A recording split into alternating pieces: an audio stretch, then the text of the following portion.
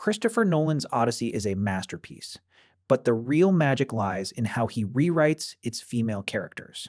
Forget archetypes, these women explore the psychological aftermath of war. Let's get into it. Full spoilers, obviously. Nolan's Odyssey is shaping up to be one of the biggest films of the year, critics and audiences both eating up the cinematography and performances.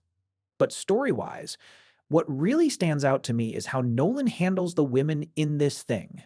These characters have been around for thousands of years, but this version makes them way more compelling than we're used to, because instead of leaning on old archetypes, Nolan uses them to dig into the psychological wreckage war leaves behind.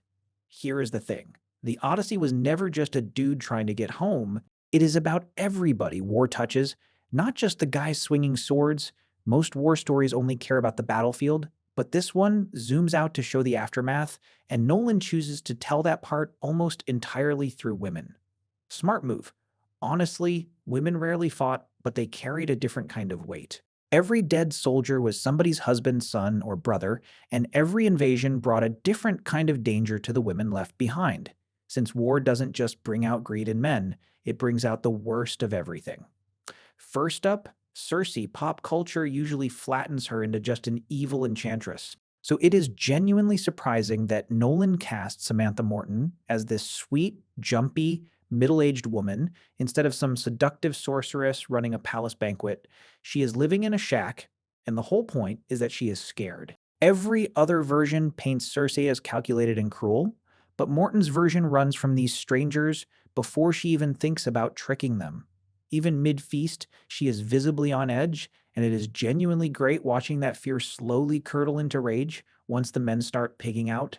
Literally, since she turns them into actual pigs. Honestly, one of the best scenes in the movie makes me want Nolan to direct a straight-up horror flick. There is subtle world building too, armor and swords scattered outside her house. Tell you this isn't her first rodeo, but she is still terrified every single time. And when she finally turns the men back, she tells them to put their disguises back on, implying she genuinely believes men are monsters wearing human skin. Odysseus doesn't even try to argue with her about it. Makes sense. The guy watched Troy burn and thousands of innocent people get slaughtered in one night, so he is not exactly in a position to defend mankind. He just negotiates with her, no romance involved this time, which tracks this version of Circe isn't a love interest. She is a woman permanently scarred by what she has seen men do, even though she never fought in the war herself.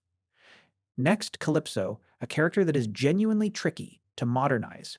In the original myth, she keeps Odysseus on her island against his will for years because she is obsessed with him. Straight up creepy, no way around it, but Nolan's version, played by Charlize Theron, actually humanizes her a bit. In the myth, there is a whole island of lotus eaters, people who eat a magic flower and lose all desire to go home, symbolizing how the real threat to getting home isn't monsters, it is giving up.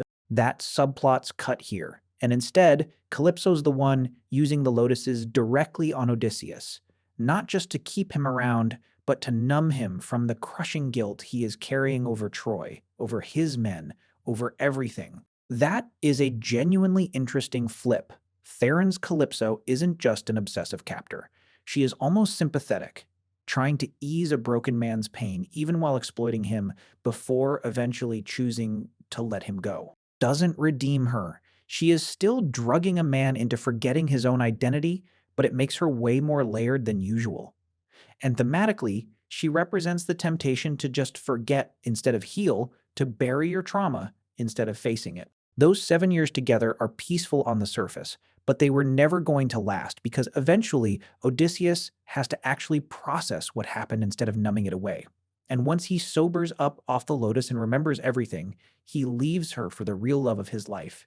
Penelope, small detail I loved. Her name doesn't even get said out loud until that exact moment, which makes it land even harder. Penelope herself doesn't change a ton from previous versions, and honestly, that is fine. She was already a strong character. She is still just as sharp stringing her suitors along to protect the kingdom and her son's inheritance. But underneath that cunning, we see just how much 20 years of uncertainty has worn her down. Hopeful but anxious, never once considering giving up on him despite the pressure to move on. Through her, we get the anxiety every mother, wife, sister, and daughter feels waiting on someone who might never come home, or might come home broken. Circe, Calypso, and Penelope all show us how war ripples out to people who never picked up a weapon. To close things out, though, I want to talk about the one character built entirely around the guy who did fight Athena. Zendaya is credited as Athena, but Nolan leaves a lot open to interpretation here. One big choice in this film: no gods actually appear on screen. We hear about Zeus's law, Poseidon's wrath, but we never see them. Zendaya is the only god we ever actually see, and she only ever appears to Odysseus. Nobody else can see her. In Odysseus's confession scene, we get a flashback to the fall of Troy, where Zendaya shows up as a Trojan woman, likely a priestess of Athena, heavily implied to be killed by Odysseus's own men. That opens up a much darker red. Maybe she is not really Athena guiding him at all. Maybe she is a manifestation of his own guilt. Odysseus believes he is the one who really destroyed everything, starting with the Trojan horse, using their sacred custom of hospitality towards strangers, even invoking Athena's name directly, just to trick his way through their gates. That single move led to a massacre, including the death of Athena's own priestess. So maybe what he is seeing really is Athena, or maybe she died with everyone else, and his guilt just built her a face to wear. Athena might have handed him the strategy for the Trojan horse, but that doesn't erase the deception he chose to commit with it. He won Troy, which means the guilt that comes with it belongs to him too.